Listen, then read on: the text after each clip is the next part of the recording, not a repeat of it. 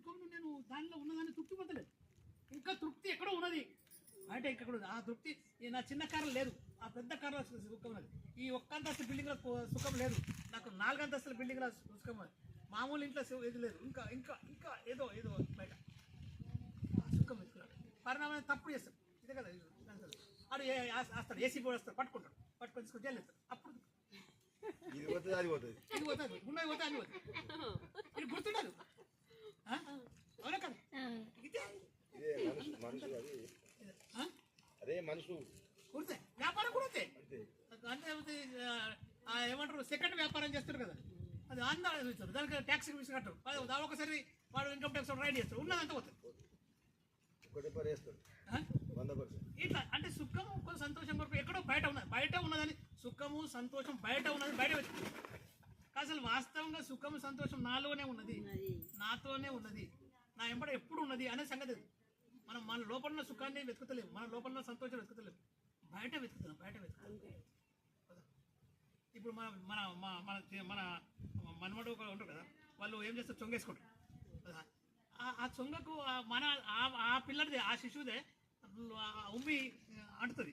కానీ అదేదో ఇళ్ళకి వెళ్తుందేమో, ఈ బుట్ట మీదకి వెళ్తుంది. వాళ్ళు మనం గుంజేసినా కూడా మన పెట్టుకోండి, మన చూస్తా గుంజేస్తే కదా మన పెట్టుకోండి.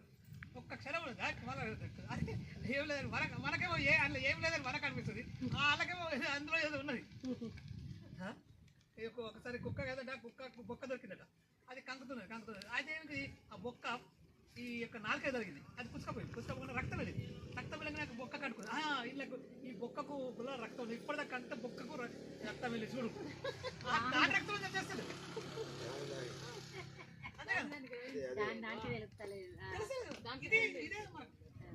ఇప్పుడు సంతోషం సుఖం ఇప్పుడు మనం మంచి రకరకాల కూరగాయలు తిన్నాం, అదే మన ఇంట్లో మన భార్య అనిపిందంటే ఏం కూర, అది పక్క అదే మంచిగా ఉన్నది, అదే ఎందుకు సేమ్ అదే నాలుక అదే రుచి. కానీ లోపల మనసులో ఒక అసంతృప్తి, మనసులో ఉన్న అదే తృప్తి ఉంటే అవన్నీ ఎప్పుడు వస్తాయంటే ధ్యానం చేస్తారు, ధ్యానం వల్ల వస్తాయి. ఇవన్నీ అసంతృప్తికి, అసంతోషానికి, దుఃఖానికి, బాధలకు కారణము మన మనస్సే. మనసు శుద్ధి కావాలంటే నీకు ధ్యానమే, శుద్ధత్వం తీసుకెళ్తాయి. ఇంకా మిగతా ఏ తీసుకోవాలి, సృష్టిలో ఏ తీసుకోరు. మనం ఇప్పుడు భగవంతుడి దగ్గరికి ఎందుకు వస్తాం, పూజలు రోజు పూజలు, భగవంతుడు ఈ యాత్ర మూడే కోరుకుని కలుగుతాం.